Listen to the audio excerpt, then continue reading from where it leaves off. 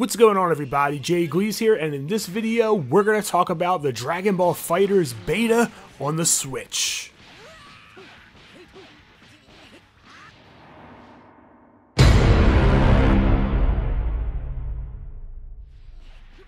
So my experience on the Switch playing the Dragon Ball FighterZ beta was definitely varied. I have kind of a mixed opinion as to how the game plays, whether I'm going to purchase the game or not.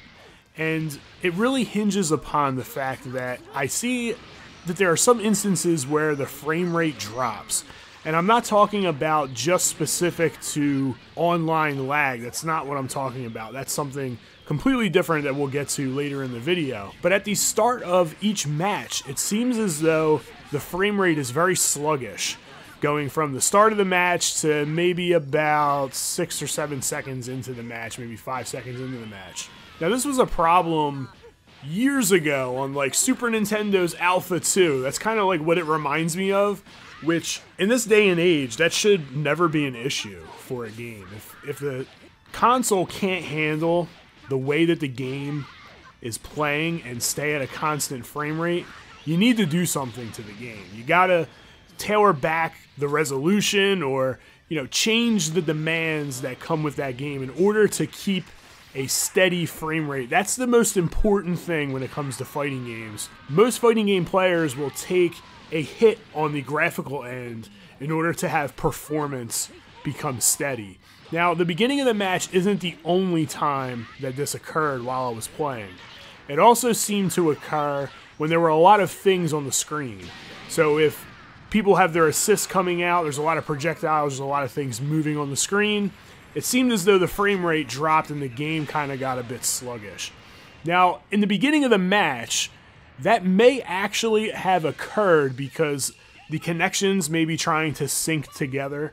So it may be the netcode to start at the beginning, but mid-match there's no reason why there should be any type of frame rate drop. But that's what we're seeing currently on the Switch in this beta. Hopefully they get that taken care of. That's something that is integral, that's something that needs to be taken care of before the game goes out for sale. Now let's talk about the netcode. So the netcode was basically what I thought it would be. It's really bad.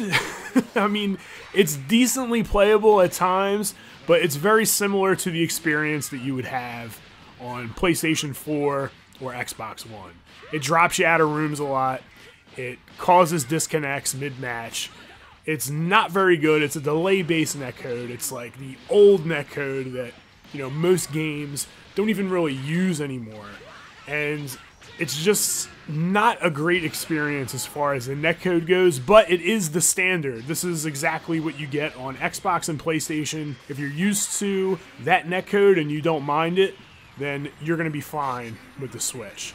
So as far as that goes, it is what I thought it would be. Not great, not the worst, but it's, it's the standard. It's the on par with the other consoles. So outside of the frame rate drops and the somewhat spotty but on par online, the game does actually play rather well. The inputs seemed very similar to the PlayStation and Xbox One. I had no issues getting moves out, performing combos, and things of that nature. All that stuff was completely fine.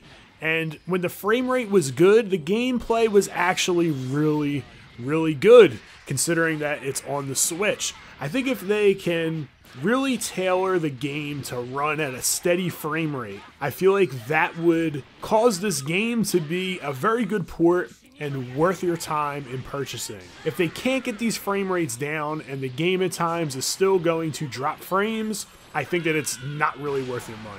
But I think it all depends on the person. Would a casual player that just wants to play some Dragon Ball FighterZ on the go be fine with this title? Absolutely. I think that that type of individual is going to like this game. Someone like me that wants to play somewhat competitively, I just can't deal with it. It's something that is a deal breaker for me personally.